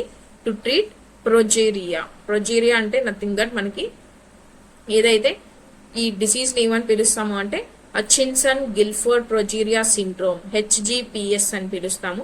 సింపుల్ గా ప్రొజీరియా అని కూడా చెప్పొచ్చు అనమాట. ఈ డిసీజ్ కి కొత్త డ్రగ్ ని డిస్కవర్ చేయడం జరిగింది లేదా డెవలప్ చేయడం జరిగింది. దాని పేరే ప్రొజెరినిన్, రైట్? మరి దేనికి ఈ డ్రగ్ ని యూజ్ చేయడం జరుగుతుంది? ప్రీమెచ్యూర్ ఏజింగ్ డిసార్డర్ ని ట్రీట్ చేయడానికి ఈ డ్రగ్ ని యూజ్ చేయడం జరుగుతుంది అనమాట. మరి ప్రొజీరియా డిసీజ్ అంటే ఏంటి, ప్రీమెచ్యూరింగ్ ఏజింగ్ అంటే ఏంటి అని కనుక మనం చూస్తే ఒక రేర్ జెనెటిక్ డిసార్డర్, అంటే జెనెటిక్స్ వల్ల మనకు వచ్చేటువంటి డిసీజే ఈ యొక్క రేర్ జెనెటిక్ డిసార్డర్ ప్రొజీరియా. ఓకే, మరి దీనివల్ల ఏం జరుగుతుంది? పిల్లల్లో ఏజ్ అనేది తొందరగా అయిపోవడం జరుగుతుంది. దేని వల్ల జరుగుతుంది? ఇది LMNA జీన్ యొక్క మ్యూటేషన్ వల్ల మన బాడీలో ఈ యొక్క డిసీజ్ అనేది వస్తుంది అనమాట. మరి ఎలాంటి సిమ్టమ్స్ ఉన్నాయి? గ్రోత్ అనేది ఉండదు, గ్రోత్ ఫెయిల్యూర్ అనేది ఉంటుంది, హెయిర్ లాస్ అయిపోతుంది, కంప్లీట్ బాల్డ్ గా ఉంటారు, మీరు ఈ పిక్చర్ లో చూడొచ్చు. అండ్ అలాగే ఏజ్డ్ స్కిన్, మనకి ముసలి వాళ్ళ స్కిన్ అనేది ఎలాగైతే రింకిల్స్ పడిపోతుందో అలాగే ఏజ్డ్ స్కిన్ లాగా కనిపిస్తుంది అనమాట. బట్ వీళ్ళ యొక్క గ్రోత్ అనేది మాత్రం ఉండదు, గ్రోత్ ఆగిపోతుంది. అండ్ లైఫ్ ఎక్స్పెక్టెన్సీ వచ్చేసి ఓన్లీ 13 to 15 years మాత్రమే వీళ్ళు బ్రతికేటువంటి ఛాన్సెస్ ఉంటాయి. అదే మనకి ప్రొజీరియా సిండ్రోమ్. దీనికి కొత్త డ్రగ్ ని డెవలప్ చేశారు, అదే ప్రొజెరినిన్, రైట్? మరి ఈ ప్రొజెరినిన్ అనేది ఎలా పనిచేస్తుంది? అబ్నార్మల్ ప్రోటీన్ ఏదైతే ఉంటుందో దట్ ఈస్ ప్రొజెరిన్, దీన్ని టార్గెట్ చేయడం జరుగుతుంది. దీన్ని టార్గెట్ చేసి మన సెల్యులర్ స్టెబిలిటీని ఇంప్రూవ్ చేయడం జరుగుతుంది. అలాగే ఈ మ్యూటేషన్, ఇందాక మనం ఏదైతే జీన్ మ్యూటేషన్ జరుగుతుంది అన్నామో ఆ జీన్ మ్యూటేషన్ వల్లే డ్యామేజ్ జరుగుతుంది కదా, ఆ డ్యామేజ్ ని తగ్గించడం జరుగుతుంది. అండ్ దీనివల్ల జరిగేటువంటి ఏజింగ్ ప్రాసెస్, లైక్ గ్రోత్ అనేది ఆగిపోయి మనకి ఏజ్ అనేది ఎక్కువ అయిపోతుంది కదా, ఆ ఓల్డ్ ఏజ్ సిమ్టమ్స్ అనేవి రాకుండా రక్షించడం జరుగుతుంది త్రూ దిస్ డ్రగ్ ప్రొజెరినిన్. మరి దీనివల్ల ఏం జరుగుతుంది? మనకి ఈ రేర్ డిసీజ్ కి ట్రీట్మెంట్ అనేది అందించడం జరుగుతుంది. జెనెటిక్ డిసార్డర్ రీసెర్చ్ అనేది చేయడం స్టార్ట్ అవుతుంది. దీనివల్ల ఇందాక మనం చూసాం వాళ్ళు ఎన్ని ఇయర్స్ బ్రతికే ఛాన్సెస్ ఉంటాయి అన్నాము, 13 to 15 years మాత్రమే వాళ్ళ యొక్క లైఫ్ అనేది ఉంటుందని చూసాము. ఈ లైఫ్ ఎక్స్పెక్టెన్సీని ఇంప్రూవ్ చేయొచ్చు. అలాగే క్వాలిటీ ఆఫ్ లైఫ్ అనేది, అంటే వాళ్ళు ఏదైతే ప్రాబ్లమ్స్ ఆర్ సిమ్టమ్స్ ఫేస్ చేస్తూ ఉంటారో వాటి నుంచి వాళ్ళు బయటపడేలాగా మంచి క్వాలిటీ ఆఫ్ లైఫ్ ని వాళ్ళు నివసించేలాగా చేయొచ్చు అనమాట. Next topic Sejjil missile. ఎవరు లాంచ్ చేశారు? ఇరాన్ లాంచ్ చేయడం జరిగింది. దీన్ని ఏమని పిలుస్తాము? డాన్సింగ్ మిసైల్ అని కూడా పిలవడం జరుగుతుంది. ఎందుకు డాన్సింగ్ మిసైల్ అని కూడా పిలుస్తాం అనేది ఇప్పుడు చూద్దాం. మరి ఈ సెజిల్ మిసైల్ అనేది ఏ type of missile? Ballistic missile, అలాగే మీడియం రేంజ్ మిసైల్. కంప్లీట్ గా ఏమని చెప్పొచ్చు? మీడియం రేంజ్ బాలిస్టిక్ మిసైల్ అన్నమాట. ఏంటి దీని యొక్క పేరు? సెజిల్ మిసైల్. ఏ కంట్రీ లాంచ్ చేసింది? ఇరాన్ లాంచ్ చేయడం జరిగింది అనమాట. ఎక్కడ లాంచ్ చేయడం జరిగింది? మనకి రీసెంట్ గా జరుగుతున్న ఇరాన్, ఇజ్రాయెల్ అండ్ USA మధ్య జరుగుతున్నటువంటి ఈ యొక్క వార్ లో మనకి చూడొచ్చు ఈ యొక్క సెజిల్ మిసైల్స్ ని ఇరాన్ యూజ్ చేయడం జరిగింది అని మనకి జస్ట్ ఒక న్యూస్ అయితే ఉంది. దట్ ఈస్ వై దీని గురించి మనం ఇప్పుడు డిస్కస్ చేస్తున్నాం, రైట్? మరి ఎందుకు దీన్ని డాన్సింగ్ మిసైల్ అని పిలుస్తాము? Due to its manoeuvrability during flight. అంటే ఎప్పుడైతే దీన్ని మనం ల్యాండ్ మీద నుంచి రిలీజ్ చేస్తామో ఆ రిలీజ్ చేసినప్పుడు ఈ వేలో అది డాన్స్ చేస్తూ వెళ్తుంది. దట్ ఈస్ వై దీనికి డాన్సింగ్ మిసైల్ అని పిలవడం జరిగింది. అలాగే ఇర్రెగ్యులర్ ట్రాజెక్టరీ, అంటే ఇర్రెగ్యులర్ గా ట్రాజెక్టరీ అనేది ఉంటుంది, which is harder to intercept. అంటే అది ఎటు సైడ్ వెళ్తుంది అని అబ్జర్వ్ చేయడానికి ఎనిమీస్ కి డిఫికల్ట్ అవుతుంది అన్నమాట, because of the movement that it is following, right? అందుకే దీన్ని డాన్సింగ్ మిసైల్ అని పిలవడం జరుగుతుంది. మరి దీని యొక్క రేంజ్ కనుక మనం చూసుకుంటే 2000 నుంచి 2500 కిలోమీటర్స్ వరకు ట్రావెల్ చేస్తుంది. అందుకే దీన్ని మీడియం రేంజ్ అని పిలిచాను. అలాగే మరి ఏ type of ballistic missile? Ballistic missile లో కూడా మనకి ఎయిర్ టు సర్ఫేస్ ఉంటాయి, ఎయిర్ టు ఎయిర్ ఉంటాయి, సర్ఫేస్ టు సర్ఫేస్ ఉంటాయి, అండ్ సర్ఫేస్ టు ఎయిర్ ఉంటాయి అనమాట. సో ఇందులో మనకి ఇప్పుడు ఇది surface to surface ballistic missile అన్నమాట. మరి ఎన్ని స్టేజెస్ ఉంటాయి? 2 స్టేజెస్ అనేవి ఉంటాయి. ఏ టైప్ ఆఫ్ ఫ్యూయల్ ని యూజ్ చేస్తుంది? సాలిడ్ ఫ్యూయల్ ని యూజ్ చేయడం జరుగుతుంది ఈ యొక్క మిసైల్ లో. Okay, and coming to other advantages of solid fuel. Solid fuel use చేస్తే మనకి ఉన్నటువంటి అడ్వాంటేజెస్ ఏంటి? ఫాస్ట్ గా లాంచ్ చేయడానికి సహాయం చేస్తుంది. అలాగే mobile and survival, more mobile and survival అంటే ఈజీగా యూజ్ చేయొచ్చు. అలాగే సర్వైవబిలిటీ అనేది ఎక్కువగా ఉంటుంది. అండ్ దెన్ దీన్ని డిటెక్ట్ చేయడం లాంచ్ చేయక ముందు ఎనిమీస్ కి కష్టం అవుతుంది. సో దట్ దీని యొక్క టార్గెట్ ని ఇది ఈజీగా రీచ్ అవ్వచ్చు before it is being destroyed by the enemies missiles, right. And strategic importance కనుక మనం చూసుకుంటే middle eastern parts of Europe లో ఈ యొక్క టార్గెట్స్ అనేది మనం చూస్తాము. అలాగే ఇరాన్ యొక్క డిటరెన్స్ కేపబిలిటీ గురించి చెప్తుంది. And one of the Iran's most advanced missiles గా ఈ యొక్క సెజ్జిల్ మిసైల్ లేదా డాన్సింగ్ మిసైల్ అని చెప్పొచ్చు అనమాట. ఓకే, ఏ టైప్ ఆఫ్ మిసైల్, ఏ కంట్రీలో లాంచ్ చేయడం జరిగింది, అలాగే దీని యొక్క రేంజ్ ఏంటి, అండ్ ఎందుకు దీన్ని ఇలా పిలుస్తున్నాం, ఈ డీటెయిల్స్ చూసుకోండి. ఎగ్జామ్ పాయింట్ ఆఫ్ వ్యూలో సరిపోతుంది. Next, Aravali protection expert committee form. Aravalis మనకి రీసెంట్ గా చాలా వరకు న్యూస్ లో ఉన్నాయి. And last year environment day సందర్భంగా మనం ఆరావళి గ్రీన్ డ్రైవ్ అనే ప్రాజెక్ట్ కూడా ప్రైమ్ మినిస్టర్ నరేంద్ర మోడీజీ గారు లాంచ్ చేయడం జరిగిందనమాట. బట్ ఈ యొక్క అరావలీస్ అనేవి మనకి డీగ్రేడ్ అయిపోతున్నాయి కాబట్టి ఈ డీగ్రేడేషన్ తగ్గించడానికి, వీటిని ప్రొటెక్ట్ చేసుకోవడానికి ఒక ఎక్స్పర్ట్ కమిటీని ఫామ్ చేయడం జరిగింది. ఆ కమిటీ యొక్క హెడ్ ఎవరు? కంచన్ దేవి. మరి ఎన్ని మెంబర్స్ ఉంటారు ఈ యొక్క కమిటీలో? 10 మెంబర్స్ ఉండడం జరుగుతుంది. మరి ఎందుకు ఈ కమిటీని ఏర్పాటు చేయడం జరిగింది? 100 మీటర్ బౌండరీ అనేది ఈ అరావళి రేంజ్ చుట్టూ కూడా డిఫైన్ చేయడానికి, అంటే ఎక్కడి నుంచి ఎక్కడి వరకు రావాలి ఈ యొక్క అరావళి రేంజ్ లో ఒక 100 మీటర్స్ బౌండరీ అనేది అని చెప్పడానికి ఈ కమిటీని ఫామ్ చేయడం జరిగింది అనమాట. ఓకే, అదే ఇక్కడ ఇచ్చాం. ప్రొటెక్టెడ్ బౌండరీ జోన్ అనేది అరావళి హిల్స్ చుట్టూ ఇవ్వడానికి ఈ కమిటీని ఫామ్ చేయడం జరిగింది. ఎందుకు? ఇల్లీగల్ మైనింగ్ అనేది ప్రివెంట్ చేయడానికి, ఎంక్రోచ్మెంట్ అనేది జరగకుండా చూసుకోవడానికి, ఎన్వైరన్మెంట్ అనేది డిగ్రేడ్ అవ్వకుండా చూసుకోవడానికి ఈ కమిటీని ఫామ్ చేయడం జరిగింది. To give the recommendation about boundary zones around Aravalli hills.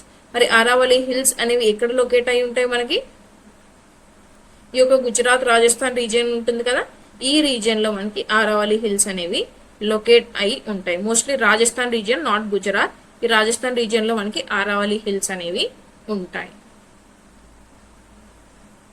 Right. One of the oldest mountain ranges in the world. మన ఇండియా వరల్డ్ లోనే లొకేట్ అయినటువంటి వాటిలో ఇండియాలో ఉన్న అరావళి రేంజెస్ అనేవి ఓల్డెస్ట్ మౌంటైన్ రేంజెస్. మీకు క్వశ్చన్ ఇలా ఇవ్వచ్చు అనమాట, Aravallis are which type of mountain ranges? Okay, young mountain ranges, young fold mountain ranges, లేదంటే మనకి ఓల్డెస్ట్ మౌంటైన్ రేంజెస్, ఇలాంటి క్వశ్చన్స్ అనేవి అడిగే ఛాన్సెస్ ఉంటాయి. ఓకే, మరి ఎక్కడ స్ప్రెడ్ అయి ఉంటాయి? రాజస్థాన్, హర్యానాలో ఎక్కువగా స్ప్రెడ్ అయి ఉంటాయి. గుజరాత్ అండ్ ఢిల్లీలో తక్కువగా స్ప్రెడ్ అయి ఉంటాయి అనమాట, రైట్. మరి వీటి యొక్క ప్రొటెక్షన్ అనేది ఎందుకు కావాలి? రీసెంట్ గా జరుగుతున్నటువంటి మైనింగ్ అండ్ అర్బన్ ఎక్స్పాన్షన్ లో భాగంగా కంప్లీట్ ఆరావళి హిల్స్ ని డ్యామేజ్ చేయడం జరుగుతుంది. వీటిని ఆక్యుపై చేసేయడం జరుగుతుంది, కబ్జా చేసేసి డెవలప్మెంటల్ ప్రాజెక్ట్స్ అన్న పేరుతో వీటిని నాశనం చేస్తున్నాము. ఎన్వైరన్మెంట్ అనేది డిగ్రేడ్ అయిపోతుంది, ఈ చుట్టూ ఉన్నటువంటి ఎన్వైరన్మెంట్ పొల్యూట్ అయిపోతుంది అనే రీజన్ తో మనం ఈ ప్రొటెక్షన్ కోసం కమిటీని కూడా ఫామ్ చేయడం జరిగింది. ఓకే, నెక్స్ట్, డిజర్టిఫికేషన్ ని మనం తగ్గించుకోవడానికి, అలాగే ఎకలాజికల్ బ్యాలెన్స్ ని ఫామ్ చేయడానికి లేదా మెయింటైన్ చేయడానికి. అండ్ థార్ డెసర్ట్ మనం చూసాం, రాజస్థాన్, హర్యానా, గుజరాత్, ఢిల్లీ అంటే మనకి ఇక్కడ చూడండి ఈ రీజియన్ లో మనకి రాజస్థాన్ లో థార్ డెసర్ట్ ఉంటుంది. ఈ థార్ డెసర్ట్ నుంచి మనకి ఆ యొక్క క్లైమేట్ అనేది కంప్లీట్ ఆ చుట్టూ ఉన్నటువంటి రీజియన్స్ ని ఇంపాక్ట్ చేయకుండా ఉండడానికి ఇక్కడ ఉండేటువంటి ఆరావలీస్ ఆ యొక్క గ్రీనరీ అనేది హెల్ప్ చేస్తుంది అనమాట. దట్ ఈస్ వై ఈ యొక్క థార్ డెసర్ట్ కి ఆ చుట్టూ ఉన్నటువంటి రీజియన్స్ కి ఈ ఆరావళి యొక్క గ్రీనరీ అనేది ఒక న్యాచురల్ బ్యారియర్ గా పనిచేయడం జరుగుతుంది. దట్ ఈస్ వై దీన్ని ప్రొటెక్ట్ చేసుకోవడం మన responsibility. Next operation Vijaya Prahar in Andhra Pradesh. Operation Vijaya Prahar అనేది ఆంధ్రప్రదేశ్ స్టేట్ లో లాంచ్ చేయడం జరిగింది. సారీ, విజయ ప్రహార్ కాదండి, I think Vajra Prahar. Okay, వజ్ర ప్రహార్. మరి ఎందుకు లాంచ్ చేసుకున్నాము? మన స్టేట్ లో, ఆంధ్రప్రదేశ్ స్టేట్ లో కన్నబిస్ అండ్ నార్కోటిక్స్ లైక్ డ్రగ్స్ ఏవైతే ఉంటాయో, నార్కోటిక్స్, వీటిని యూసేజ్ అనేది తగ్గించాలి. కంప్లీట్ గా ఆంధ్రప్రదేశ్ లో ఈ యూసేజ్ అనేది ఉండకూడదు అనే ఉద్దేశంతో ఈ ఆపరేషన్ ని ఏపీలో లాంచ్ చేయడం జరిగింది. మరి ఎవరెవరు లాంచ్ చేశారు? ఆంధ్రప్రదేశ్ పోలీస్ డిపార్ట్మెంట్, అలాగే ఆంధ్రప్రదేశ్ ఈగల్ టీమ్ దీన్ని లాంచ్ చేయడం జరిగింది. ఈగల్ టీమ్ అంటే ఏంటి? Elite anti narcotics group for law enforcement. Only ఈ యొక్క డ్రగ్స్ అనేవి లేకుండా చూడాలి, డ్రగ్ ఫ్రీ ఆంధ్రప్రదేశ్ స్టేట్ ని తయారు చేయాలి అనే ఉద్దేశంతో ఈగల్ టీమ్ ని మనం ఫామ్ చేయడం జరిగింది అనమాట. ఈ ఈగల్ టీం వాళ్ళు పోలీస్ డిపార్ట్మెంట్ తో కొలాబరేట్ అయ్యి ఈ యొక్క ఆపరేషన్ ని ఇప్పుడు లాంచ్ చేయడం జరిగింది. మరి ఎవరు అనౌన్స్ చేశారు ఈ యొక్క ఆపరేషన్ ని? ఏకే రవికృష్ణ గారు అనౌన్స్ చేయడం జరిగింది. మరి ఈ ఆపరేషన్ డీటెయిల్స్ కనుక మనం చూసుకుంటే, లార్జ్ స్కేల్లో ఈ యొక్క సెర్చ్ ఆపరేషన్స్ అనేది కండక్ట్ చేయడం జరుగుతుంది ఇన్ 94 కీ లొకేషన్స్ ఏవైతే ఉన్నాయో కంప్లీట్ ఆంధ్రప్రదేశ్ స్టేట్ లో 94 లొకేషన్స్ లో సెర్చ్ ఆపరేషన్స్ అనేది చేస్తారు.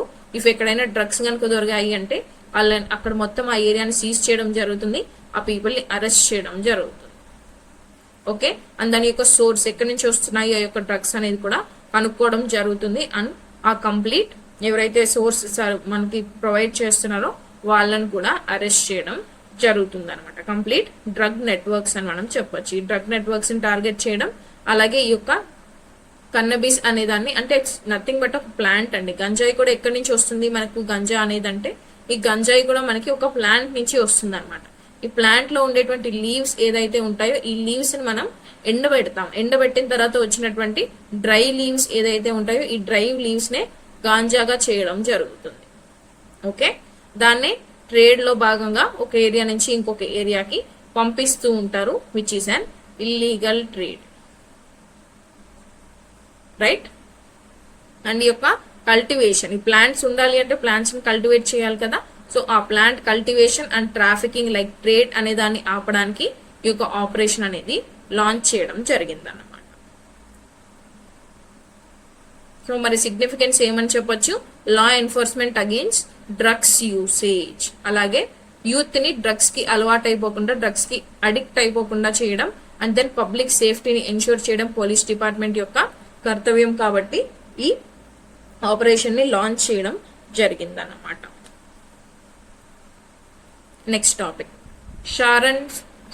Sharan Sthali initiative launched in Jammu and Kashmir. ఈ యొక్క శరణ్ స్థలి ఇనిషియేటివ్ అంటే ఏంటి? మనకి అపాయింట్మెంట్ లెటర్స్ అనేవి ఎవరైతే ఫ్యామిలీస్ టెర్రరిజం జరిగినటువంటి లేదా టెర్రర్ అటాక్స్ అనేవి జరిగినప్పుడు సోల్జర్స్ చనిపోతారు కదా, ఈ సోల్జర్స్ చనిపోయినటువంటి ఫ్యామిలీస్ ఎవరైతే ఉంటారో వాళ్ళకి అపాయింట్మెంట్ లెటర్స్ అనేది ఇవ్వడం జరిగింది. అండ్ ఈ అపాయింట్మెంట్ లెటర్స్ అనే ఈవెంట్ ఇవ్వడం అనే ఈవెంట్ ఎక్కడ కండక్ట్ చేశారు? శ్రీనగర్ లో కండక్ట్ చేశారు. ఎవరు అపాయింట్మెంట్ లెటర్స్ అనేవి ఇచ్చారు? మనోజ్ సిన్హా గారు ఇవ్వడం జరిగింది. మరి ఏ రీజియన్ లో జరిగింది? జమ్మూ అండ్ కాశ్మీర్ లో జరిగింది. దీని యొక్క పేరు ఏంటి? Sharan Sthali initiative. Okay, which is a rehabilitation programme by Jammu and Kashmir administration. ఎందుకు? టెర్రర్ అటాక్స్ లో ఎవరైతే విక్టిమ్స్, సారీ సోల్జర్స్ కాదండి, విక్టిమ్స్. ఓకే, విక్టిమ్స్, సారీ నేను సోల్జర్స్ అని చెప్పాను, విక్టిమ్స్ అన్నమాట. అంటే ఫర్ ఎగ్జాంపుల్ రీసెంట్ గా పహల్గామ్ టెర్రర్ అటాక్ జరిగింది కదా మనకి. ఈ పహల్గామ్ టెర్రర్ అటాక్ లో చాలా మంది చనిపోయారు. ఆ చనిపోయినటువంటి ఫ్యామిలీస్ ఎవరైతే ఉంటారో వాళ్ళకి ఈ యొక్క అపాయింట్మెంట్ లెటర్స్ అనేవి ఇవ్వడం జరుగుతుంది.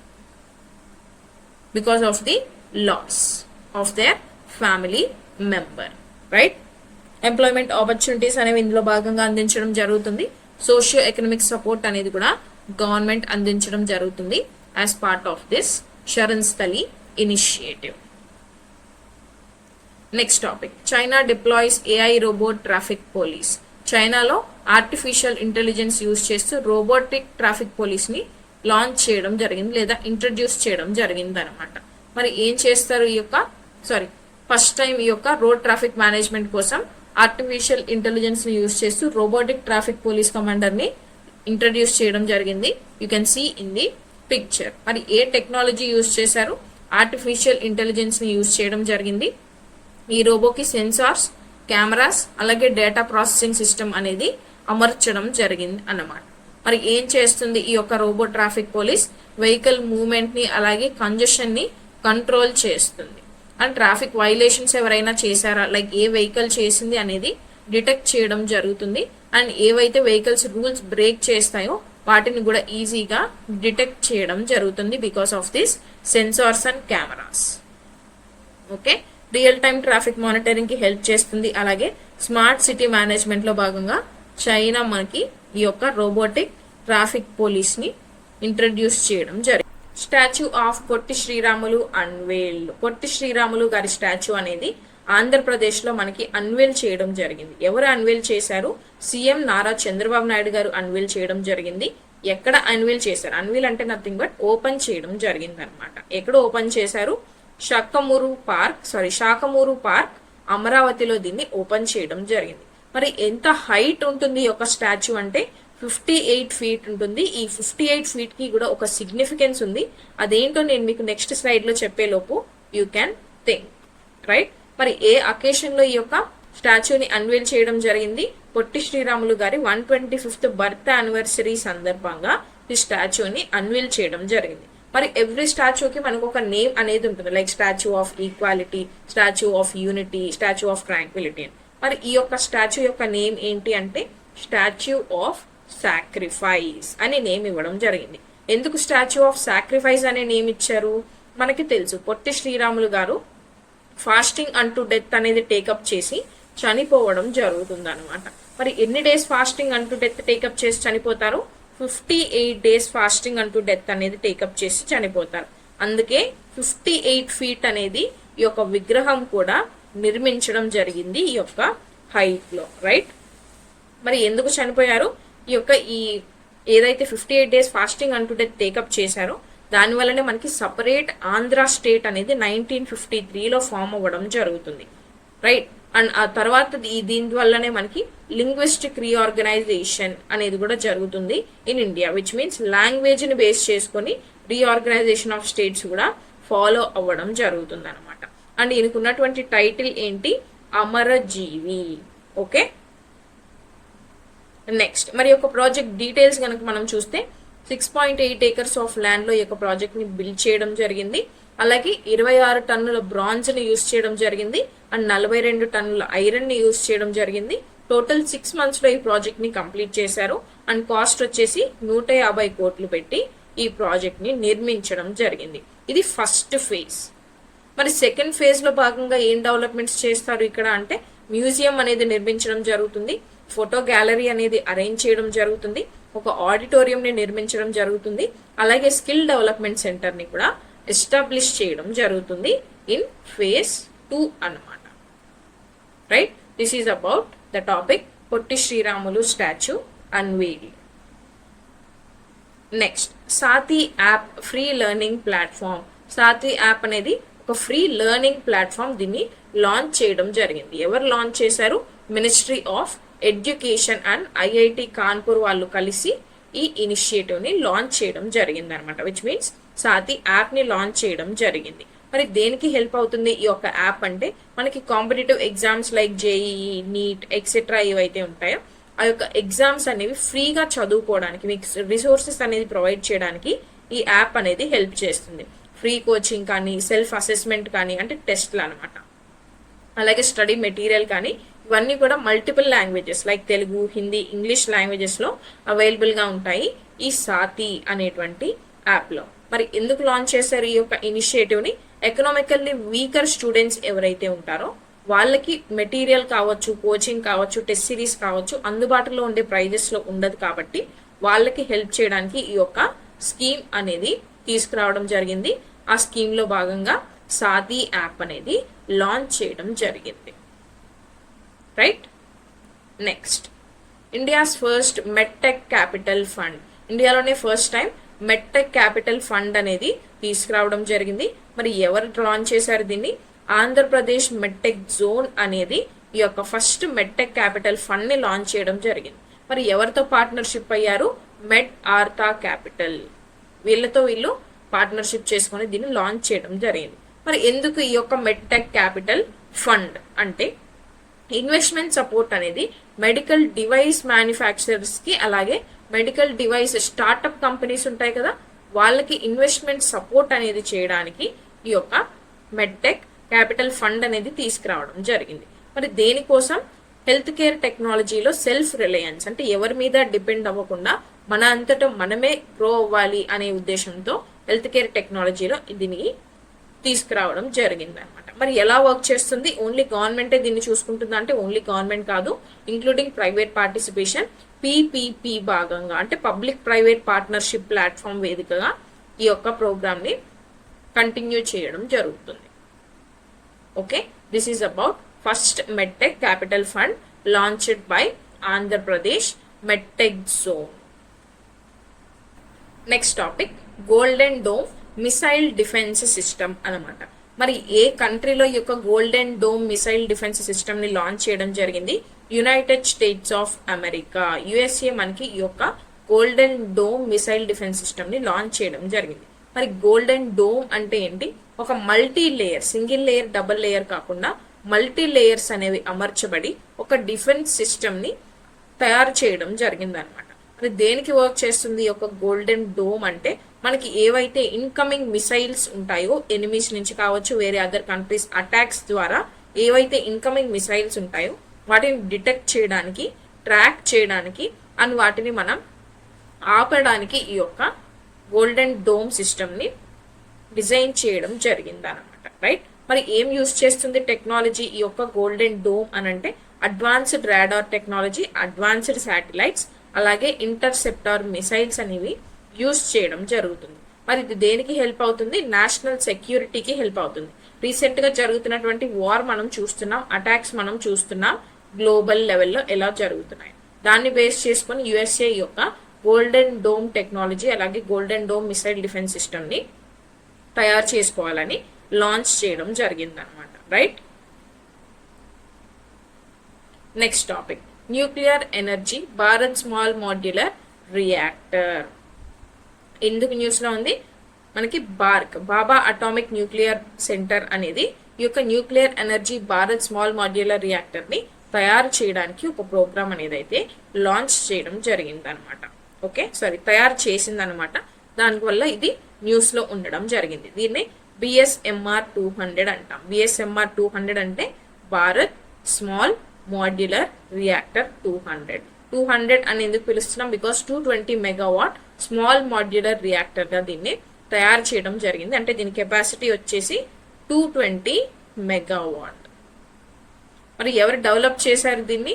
బార్క్ వాళ్ళు డెవలప్ చేయడం జరిగింది. బార్క్ అంటే nothing but Bhabha atomic research centre దీన్ని డెవలప్ చేయడం జరిగింది, which is a nuclear research organisation. Okay, and small modular reactors అనేవి కాంపాక్ట్, కాస్ట్ ఎఫెక్టివ్ గా ఉంటాయి. అంటే తక్కువ కాస్ట్ లో దీన్ని మనం తయారు చేయొచ్చు. అలాగే సేఫ్ న్యూక్లియర్ రియాక్టర్స్, దీనివల్ల మనకి న్యూక్లియర్ డ్యామేజ్ కానీ న్యూక్లియర్ రేడియేషన్ కానీ వచ్చేటువంటి ఛాన్సెస్ తక్కువగా ఉంటాయి. మరి వీటిని ఎక్కడ యూజ్ చేయొచ్చు అంటే remote areas and industrial clusters లో ఈ భారత్ స్మాల్ మాడ్యులర్ రియాక్టర్స్ ని మనం యూజ్ చేసుకోవచ్చు. అండ్ ఇంకా దీని యొక్క సిగ్నిఫికెన్స్ కనుక మనం చూస్తే క్లీన్ ఎనర్జీ జనరేషన్ ని సపోర్ట్ చేస్తుంది. అలాగే ఇండియా యొక్క గోల్ ఏదైతే లెస్ కార్బన్ ఎమిషన్స్ ఉందో లేదా లో కార్బన్ ఎనర్జీ గోల్స్ ఉన్నాయో and net zero carbon emissions అనేటువంటి టార్గెట్ ని కూడా ఇది సపోర్ట్ చేయడం జరుగుతుంది. అలాగే ఇండియా ఎనర్జీ సెక్యూరిటీని అచీవ్ చేయడానికి, సస్టైనబిలిటీని ఎన్హాన్స్ చేయడానికి కూడా మనకి యొక్క భారత్ స్మాల్ మాడ్యులర్ రియాక్టర్ అనేది హెల్ప్ చేయడం జరుగుతుంది. So these are the current affairs of today. Thank you so much for watching. అండ్ ఈ యొక్క పీడిఎఫ్ అనేది కంప్లీట్ న్యూస్ ఆర్టికల్స్ కి సంబంధించిన పీడిఎఫ్ అనేది మీకు LTX క్లాసెస్ టెలిగ్రామ్ ఛానల్లో అవైలబుల్ గా ఉంటుంది. అండ్ ఈ యొక్క టెలిగ్రామ్ ఛానల్ లింక్ అనేది మీకు కమెంట్ బాక్స్ లో పిన్ చేయడం జరుగుతుంది. From there you can download the PDF for free. Thank you so much for watching and see you all in tomorrow's analysis.